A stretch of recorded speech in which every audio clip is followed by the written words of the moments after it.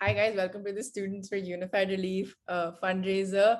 This is just a quick reminder for you to go and click in the link in the description and donate to our crowdfunding campaign to collect oxygen concentrators for under-resourced hospitals all across India.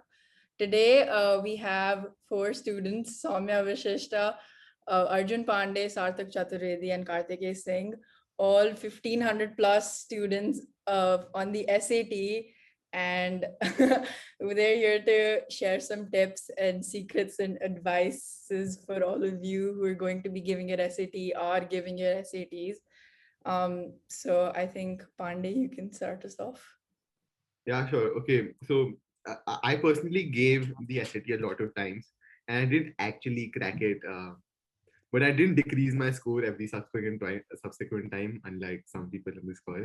But what I think really like worked out for me in the end when I got a really good score was I only focused on what the official resources were, that is from College Board. Like I found some resources online regarding official papers from the SAT, and I just did only those for my last attempt, and that really ended up working out because I finally followed the exact same pattern, exact same mindset with which the test setters create the test. So I think it's really important to stick to those official resources and not set a stay on these random resources that are provided to you out there, and stick to what College Board provides you and what College Board really wants you. That's so important to understand who actually provides the test, what they're asking for. So whenever you're preparing, just know that's an official, credible resource that you're preparing with, and it'll be similar to what you're going to face in the test.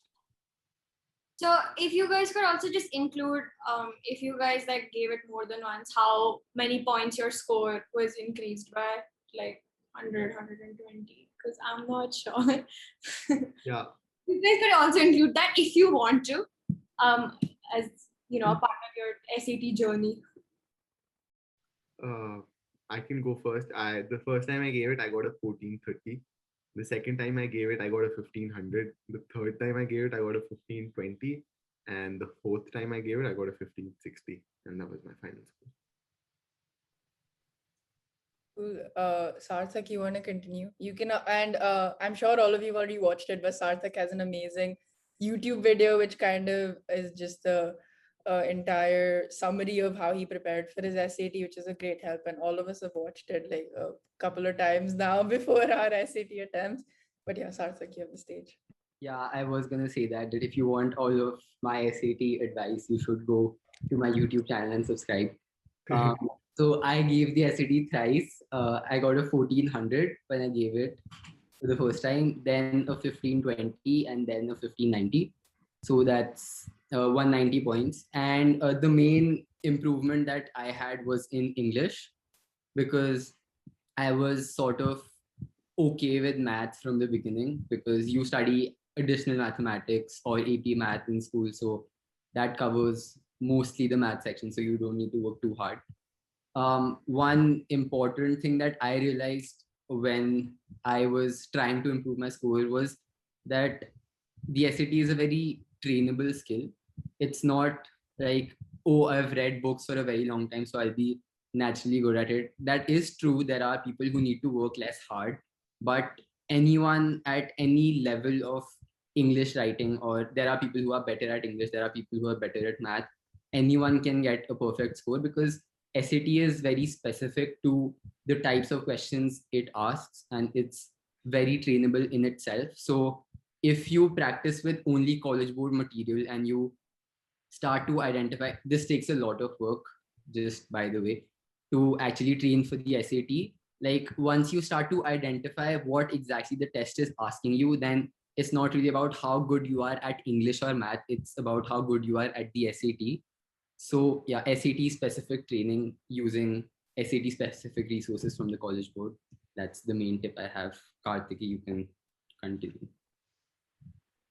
So I gave the SAT twice. I got a 1470 the first time I gave it. And then I was just looking to super score in English. So I got a 1530 in my second attempt. So yeah, I mean, I agree with what he's saying that SAT, I read this somewhere that SAT is actually not a test of your skills in English or math. It's just a test of how well you can give tests. So it boils down to just practicing and just understanding what college board expects out of you from the test, and not really like trying to work on your math skills that much. You'll be more than okay with what you've been learning in school. That's not the real issue. And I think one thing that you should really do when you're practicing for the SAT is just create like a Excel spreadsheet maybe, and just track all your errors. Because once you identify, like, so for most tests they have like certain categories for each question, like this was supposed to be for this skill and this was supposed to be for that skill. So over time, gradually you'll notice that you're making the same mistakes within the same type of questions. And instead of having to like work on all the skills, you can focus on those specific skills. And I think that'll really help you save some time and like improve your score massively. I mean, Arjun might disagree with this, but I think you should like try to get it over with as soon as you can, so that you can like study for subject tests and all. But like, don't settle for a score. Don't settle for like a lower score, but try to get it done quicker. Like 3 attempts, 4 attempts. Saumya, you wanna continue? Yeah, so I gave three attempts. First time I scored 1470. Then my score increased by 10 points, and then it increased by 70 points. So I'm going to tell you one mistake that you should make. Don't skip test dates. So I gave my first test in October. Then I skipped 3 test dates. So I could only give it 2 more times. And just because you have your school exams coinciding with the test dates doesn't mean that you shouldn't give it on that date. So please don't do that. Second thing is, if you like, so as Saarthak and everyone said, it's better if you use official materials, but sometimes if you run out of them, if you need to drill on some skills like math questions or something, you could use Khan Academy, or if you have there are these tests called the QAS. They are basically the past papers of the SAT, and you can find them on Reddit if you have an account. Fine. If you don't, you should learn to use the Reddit as a really nice tool in your SATs. So make an account, get all your resources in one place sorted, and then just start doing them. And that way you have more practice tests, but sometimes these QAS tests won't have explanations for all the answers. So only do them after you're done with all the practice tests that they give you. So yes. Also, like, just to butt in there, it's really important that you don't make the same mistake twice. So like Kartikeya said, make an Excel sheet or just track what area you're lacking at. And before you take another practice test, it's not really like, it's not really about hard work, like how many practice tests you do, but like how you improve upon each practice test. So even if you get like a 1300 in your first practice test, just identify all the areas you made mistakes at, even if it's the areas of math or grammar or reading, and work upon those areas for a week or two, and then see the improvement in your results. I think that's really important, rather than just blindly taking tests. Okay, so a very specific question I wanted to ask was the last attempt or your best attempt that you guys gave. In the week or 2 weeks, 3 weeks leading up to that, when you gave practice tests, what scores were you getting on your practice test? What range were you scoring in? And then when you finally gave the test, which you obviously did the best at, respectively, then how different was your score on the actual test and then on your practice tests? Okay, so I think gave around 15 tests for my last attempt. I actually repeated practice test because it was my third attempt, but surprisingly, I didn't really remember anything. People say that if you repeat a practice test, you remember the answers, but I did not, so I could repeat them. And I started out with around 1500 to 1530 for like 5 or 7. Then I think I got a 1560 or 1570 a couple of times. and I got a 1590 in my final, which I hadn't. I mean, yeah, I didn't get that in any of my practice tests. I got very lucky because I think that we had a very easy English portion in our SAT, the one we gave September 2020. So yeah, yes. When like I think before I gave my last attempt, I used to get like between 1530 and 1550, and that's primarily because I used to get like mostly uh, full in math, but English always used to be 730, 750. But on the final day of the test, I actually ended up getting a 780 in English, and I lost 20 points in math. So it's not always that's going to work out as it's going to work out in your practice test, but I eventually got more than I was expecting or anything I got in my practice test. So yeah. For my last attempt, I gave 8 tests, the practice tests, and I was getting around 1550 to max 1570. But and I had the same problem as Arjun, but the rereading section was where my problems lied. So uh, that section can vary greatly from test to test. It can be really hard, and in our case of the actual exam, it was quite easy. But yeah, there's also one thing I'd like to add. Don't do like a lot of tests right before your test date.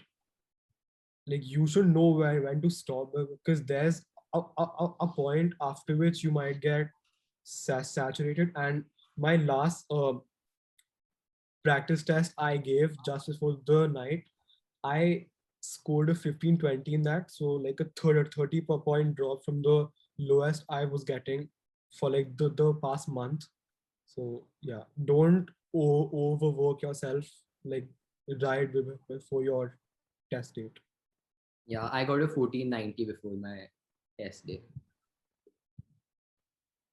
I think Avantika and I also face this, not only in our actual tests, but in practice tests. We talk about this a lot, that I think we're just getting worse as we practice more.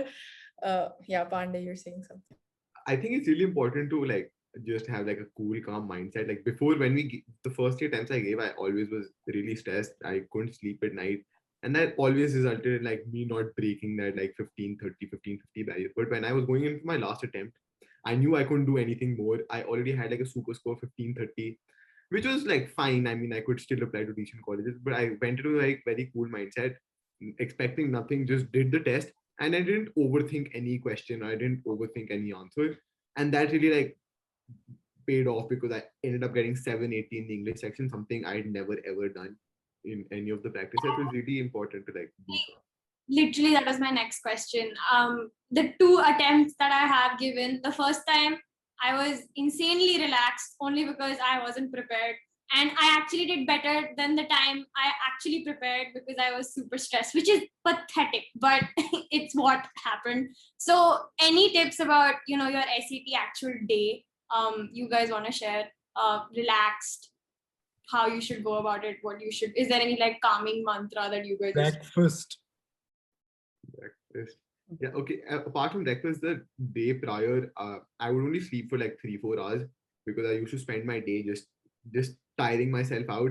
Because if once that 10 p.m., 11 p.m. like mark reached, even if like I was stressing out, my body was like sleep, and I used to sleep good, getting a good sleep for like 6-7 hours, and that really like helped me just. It's like your amount of sleep always equates to the amount of actions you can do, or equates to the amount of brain power, brain activity you can do. Like I read this somewhere, if you don't cross a threshold of sleep, your brain is unable to process certain new action. Then on the day of the SAT, you're actually giving a new paper. So to sort of process the information, you need to have that threshold of sleep. So just, I think the day before, this might not be a good tactic, but just tire yourself out, play as much as you can. Don't sleep much the day before, and you'll have a good sleep ready to go in and ace the rest.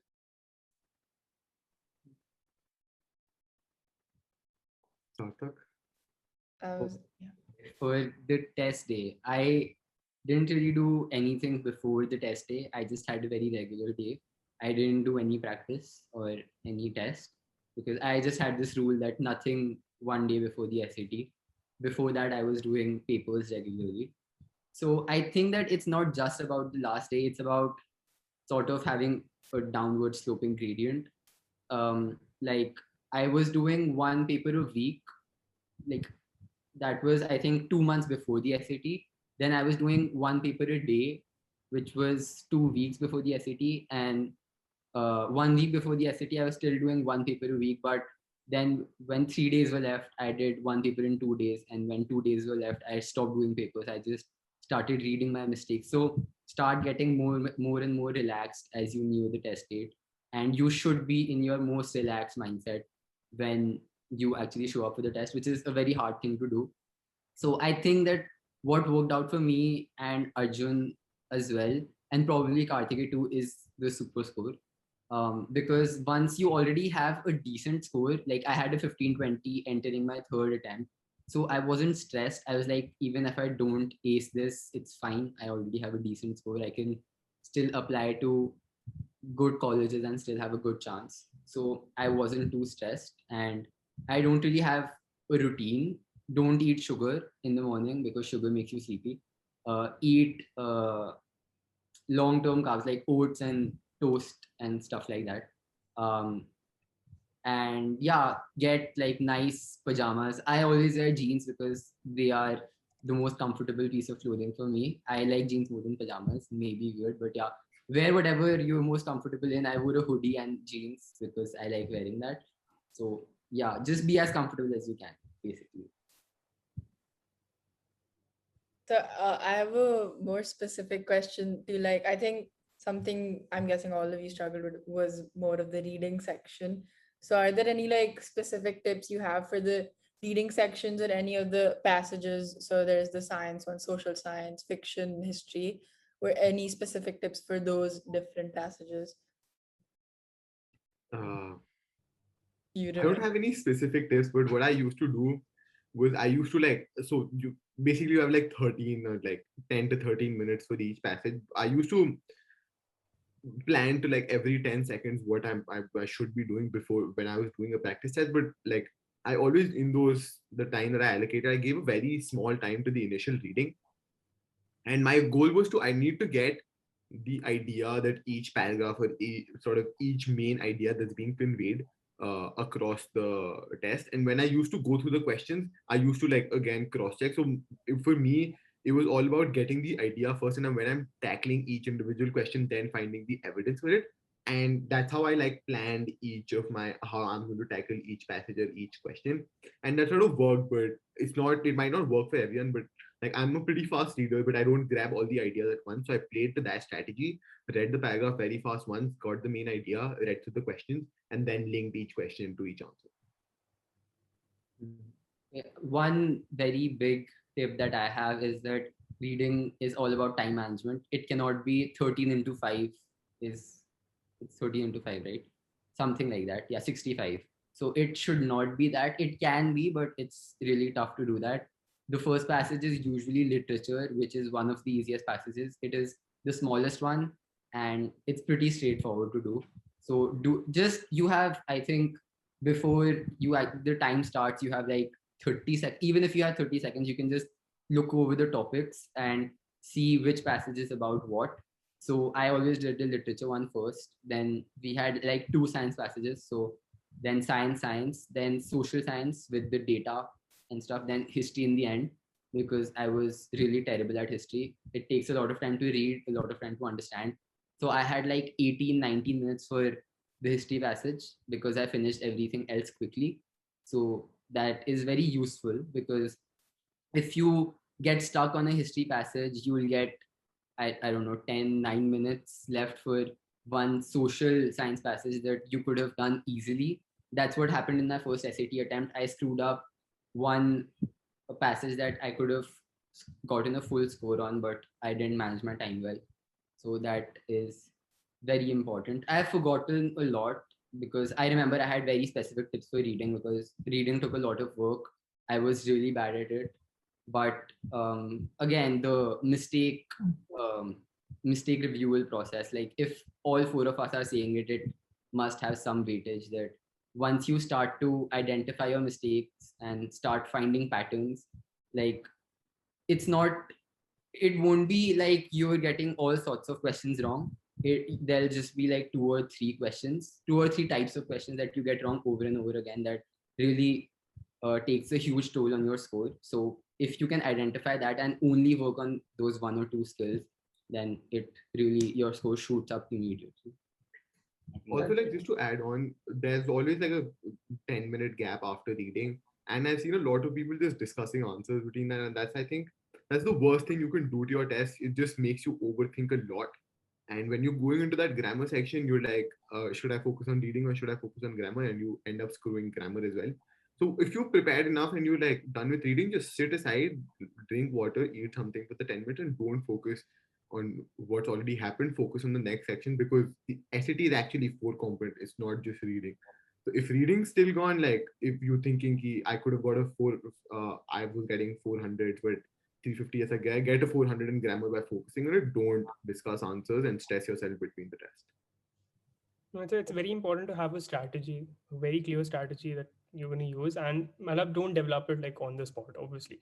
When you're giving practice tests, maybe you can experiment with 2 or 3, and then eventually you'll find one that works best for you. And one good way to identify whatever strategy is working best for you was through identifying your weaknesses and strengths. So when you're doing different kind of passages, you know the topics that are going to be there, like the rough areas of study that they're going to be from. So try to start with the ones that you know you are very comfortable with, and then leaving more time, as Saarthak talked about this, so just leaving more time for the ones that you know you're weaker with. And just have that clear mindset in your head when you're sitting for the test that this is how I'm going to approach it. And I'm not going to change it no matter what I see in the test. That's going to really help you. So, and be confident about your like skills and your practice. Don't get worked up, don't get stressed. I know it's easy to say it and hard to like really do it when it comes down to it. But the worst thing that you can do for your attempt is get really worked up in the middle of the test that you're going to fail, or you're not going to get like a score that you wanted. Just Also, I think it's like very general piece of advice, but when you're tackling those evidence questions in reading, a lot of people don't think it's necessary to read like the lines above and below, but they're so super important because that's where like the context of the answer lies. And I've got umpteen number of questions wrong because I just skipped reading those parts and like I don't know what the context is. I just read the sentence, my answer is correct. But it's so important to get the context of the answer and know because SAT just try to pick you on these small parts of wording and context. And if you just smart enough to read those 2 lines above and below, you'll have no problems. Avantika, you have any questions?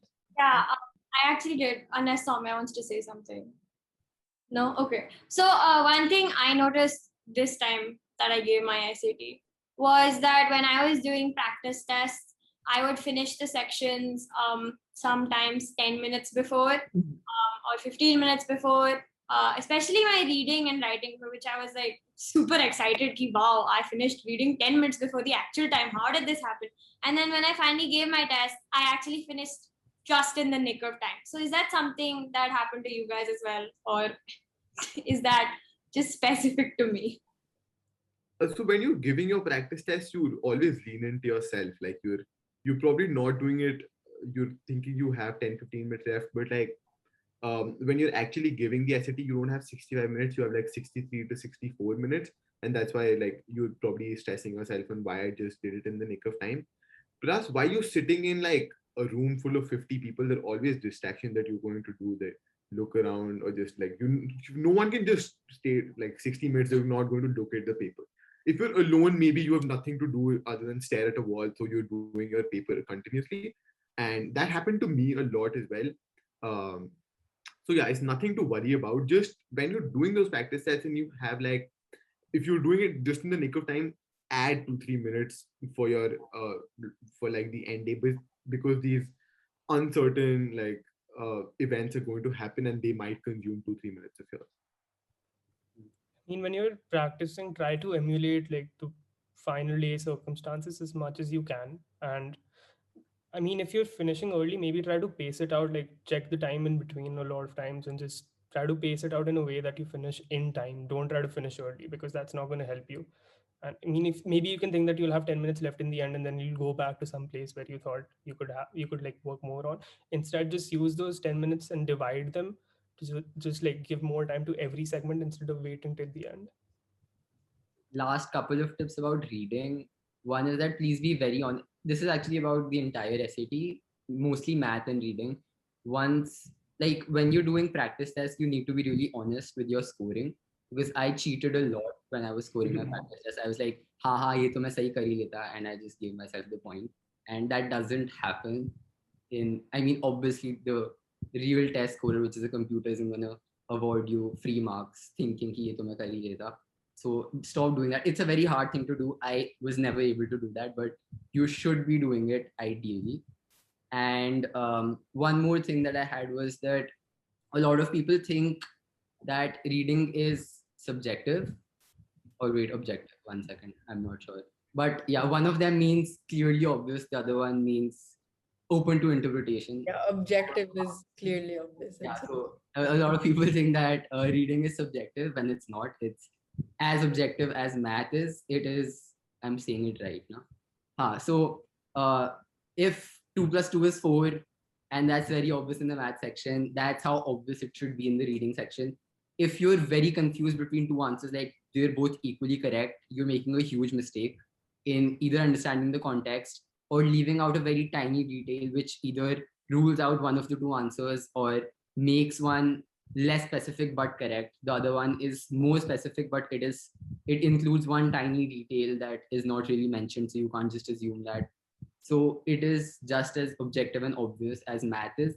So you can't be confused. You will be, obviously, that's how the test is designed, but it is never possible that two answers could be correct. That sometimes happens in IGCSE because two answers are, a lot of people tick mark two answers, so they just think that, oh, these both can be correct, so we'll award marks. This does happen, but this will never happen in the SAT because it's very objective. So always look at it in that way. Okay, so just a final question from my side. What are your thoughts on SAT and the college admissions process, especially considering you guys are a part of the batch that was test optional? So just something about that you guys maybe want to tell us juniors who also will go through that in the coming months. You're So, also a batch that's test optional. Just want to put it so isileye na, that's why I'm asking. So what are your thoughts about it? What should we consider when we're including / not including it in our applications?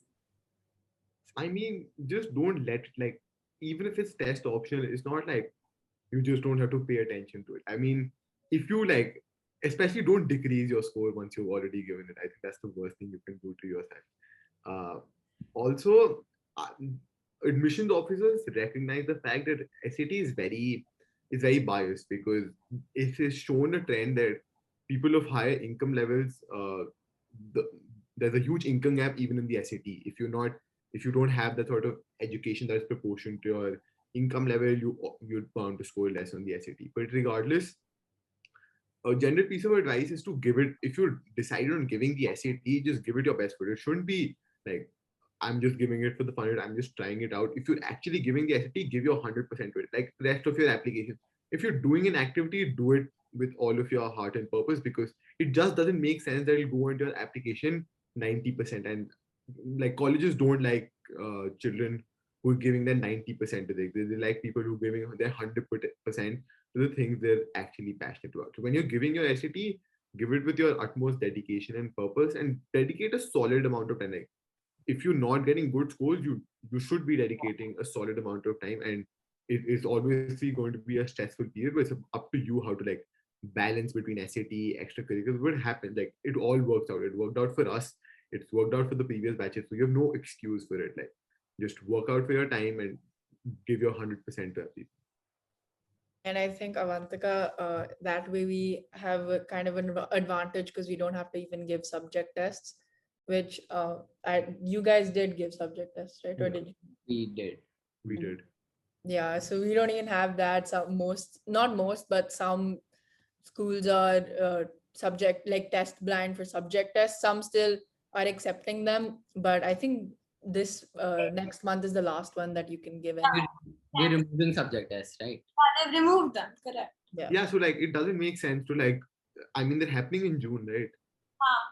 Yeah, so it doesn't make sense if the college board has cancelled the subject test, it's probably for a reason, because like there's been a trend that subject test importance has been going down. If they decide to cancel it, that means they hold like little to no worth anymore. If the SAT is not worth so much to colleges now, why would the subject test matter? It's like your internationally recognized IB curriculum is where you can now show your academic proficiency.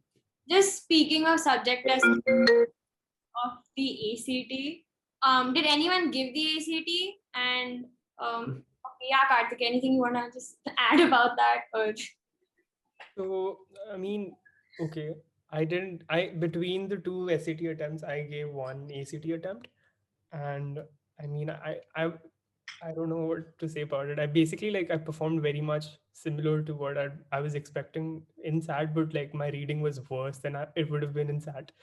So like again, it depends on like giving the diagnostic test and like knowing your strengths. Some people will naturally be better suited to give the ACT, but I don't think that's going to be a lot of like people in our environment, at least with I mean the skill sets that we develop here, like in the curriculum that we're learning, we're probably going to perform better in the SAT.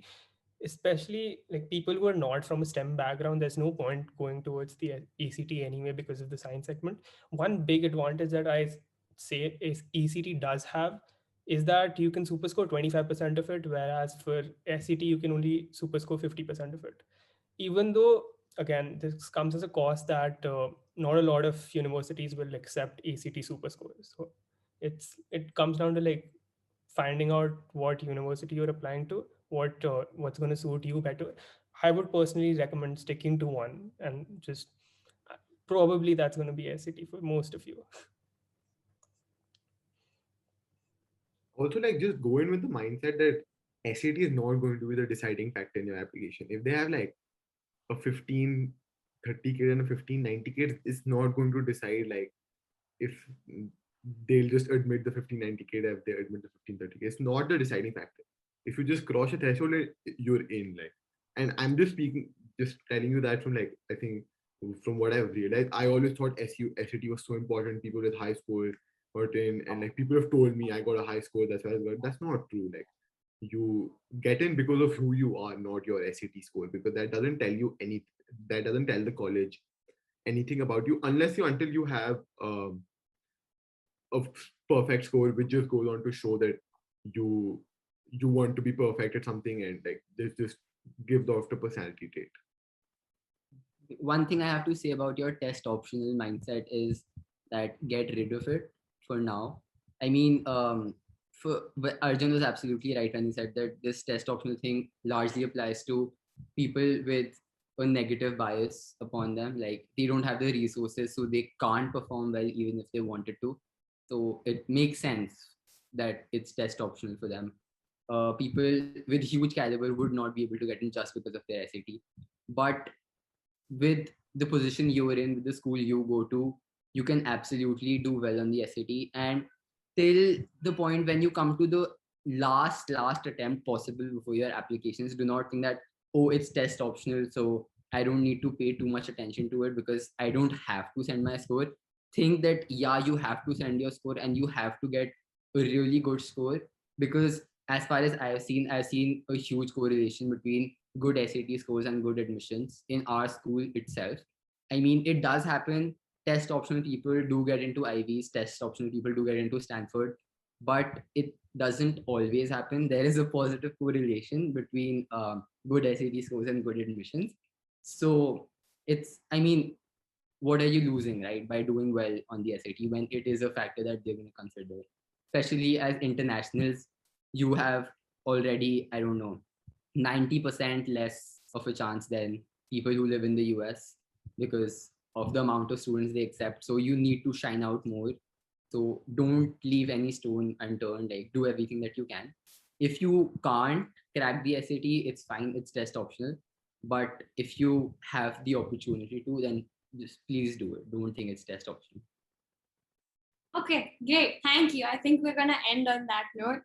Thank you so much, Thank you to our seniors, Saarthak Bhaiya, Arjun Bhaiya, Kartikeya Bhaiya, Saumya Bhaiya for being here and doing this with us, taking out the time to give us these tips. This is just a quick reminder to click the link in the description box to donate and follow our Instagram. Thank you so much once again.